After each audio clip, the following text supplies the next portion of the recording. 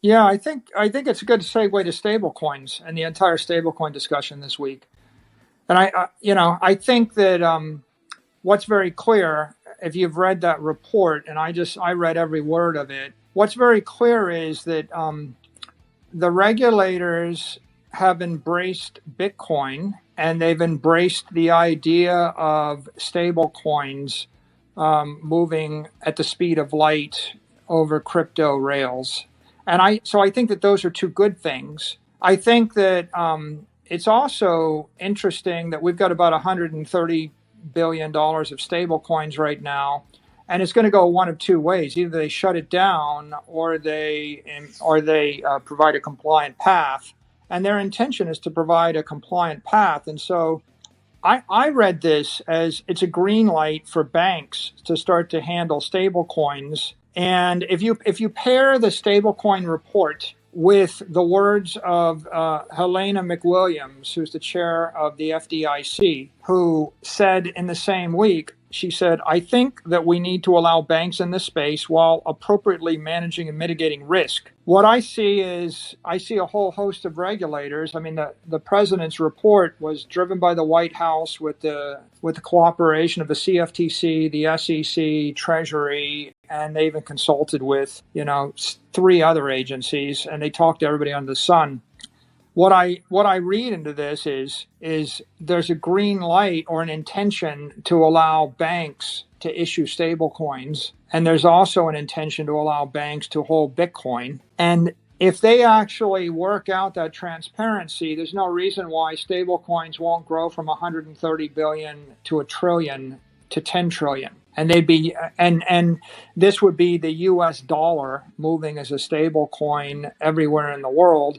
And there's no reason why we wouldn't see an explosion in adoption of Bitcoin as a reserve asset at the same time, because the only thing that's holding back Bitcoin or stablecoin usage is people say Bitcoin, it might be banned, it's going to zero, and stablecoin, maybe there'll be a rug pull and there'll be a run on the bank, and I can't trust them. And the result is large corporations and large institutions aren't using these for the corporate treasury remittance use case or for just general broad-based payments. So either both things have to go to zero, or Bitcoin's going to $1 million a coin, and stable coins are going from 100 billion to a trillion and beyond. It's one or the other. And the big question is, how does the United States regulatory apparatus feel about it? And what I saw in the last 2 weeks is that they feel that Satoshi's innovation is real, Bitcoin is property, and there is a place for stable U.S. dollars. And so what I see is the function of money bifurcating into a medium of exchange, which is going to be the U.S. dollar, and a store of value, which is going to be Bitcoin. And I see 8 billion people on the planet, and 1.5 billion are behind the China curtain, and they're living with CNY, and they may or may not be allowed to move and store Bitcoin. They may be stuck or locked out of that. But the other 6 billion people on the planet, they would love to get their hands on dollars, and they'd love to get their hands on Bitcoin.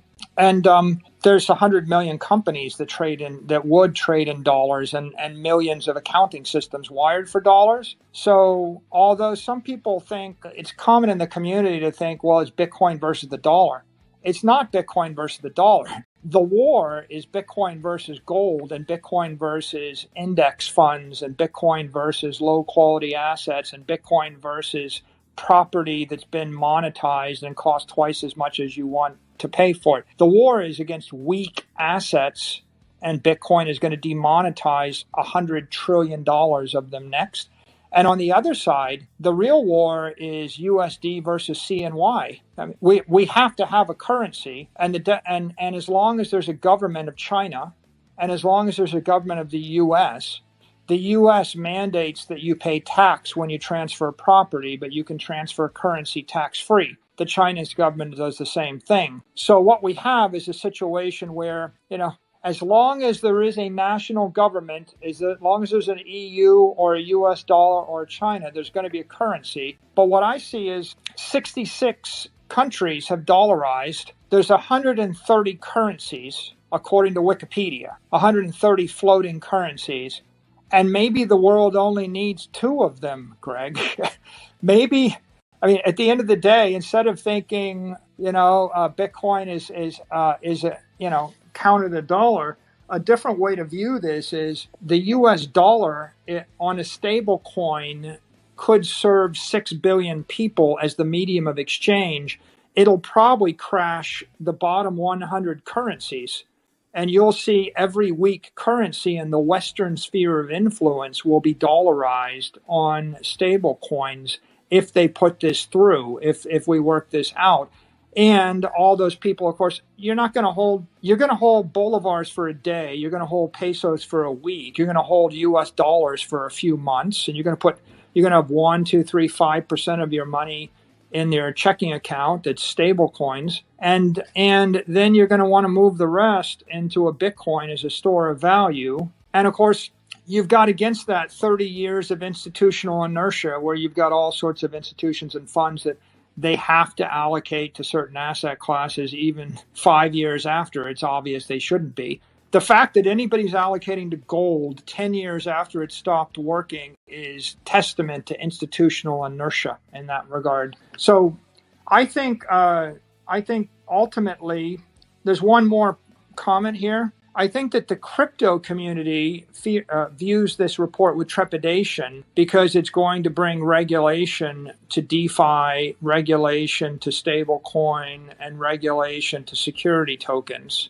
And we can see that writing on the wall. But I think that the rest of the world and the institutions, the corporations, the banks, and all of the large institutional investors will see the exact opposite in time. Their view is going to be, now maybe Microsoft can move $10 billion cross borders with a stable coin, or Amazon can move $10 billion back and forth. So whereas you're going to have two interpretations, the interpretation of the crypto community is going to be, slightly biased negative, but the interpretation of the large institutions for this is really strongly biased positive. And the conclusion is, if we move forward, the US dollar can actually emerge as the world reserve digital currency.